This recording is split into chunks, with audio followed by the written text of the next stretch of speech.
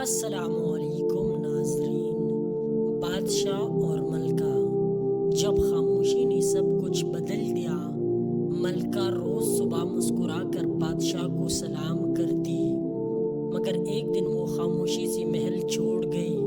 صرف ایک خط اور ایک سناٹا جو بادشاہ کی ساری شان و شوکت کو نگل گیا۔ بہت پرانی وقتوں کی بات ہے، ایک ایسا بادشاہ تھا جس کی سلطنت بہت وسیع تھی لیکن دل بہت تنگ۔ اس کی ملکہ زلیخا نہایت محبت کرنے والی اور وفادار عورت تھی۔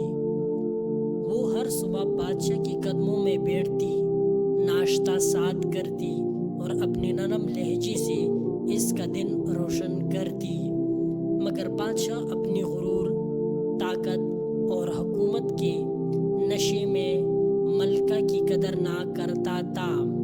جب کبھی زلیخا اپنی رائے دیتی، بادشاہ کہتا، تم عورت ہو، تمہیں محل کی فیصلوں میں دخل دینے کا کیا حق ہے؟ ملکہ چپ ہو جاتی، صرف اس لیے نہیں کہ وہ کمزور تھی، بلکہ اس لیے کہ وہ رشتے کی لاج رکھتی تھی۔ وقت گزرتا گیا اور زلیخا کی خاموشی گہری ہوتی گئی۔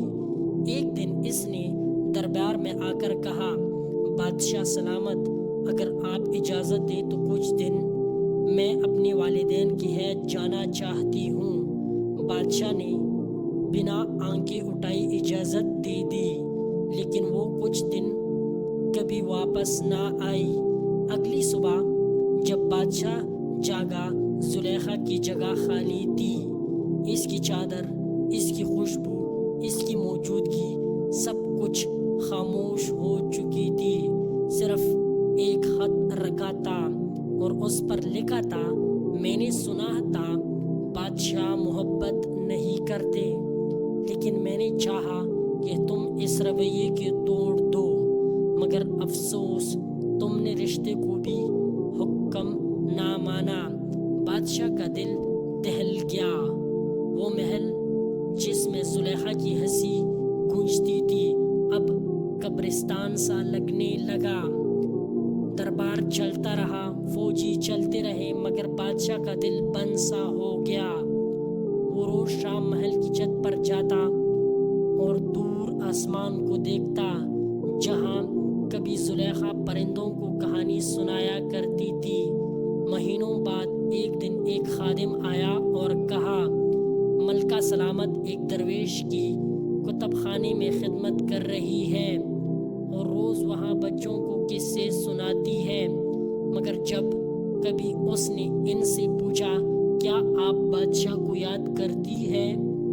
وہ صرف اتنا کہتی ہے، یاد تو آتا ہے، پر رشتے صرف یاد سے نہیں قدر سے چلتے ہیں۔ بادشاہ اس دن پہلی بار رویا۔ بعض اوقات خاموشی وہ صدا ہوتی ہے جو انسان کی روح ہلا دیتی ہے۔ رشتے عزت مانگتی ہے، اختیار نہیں۔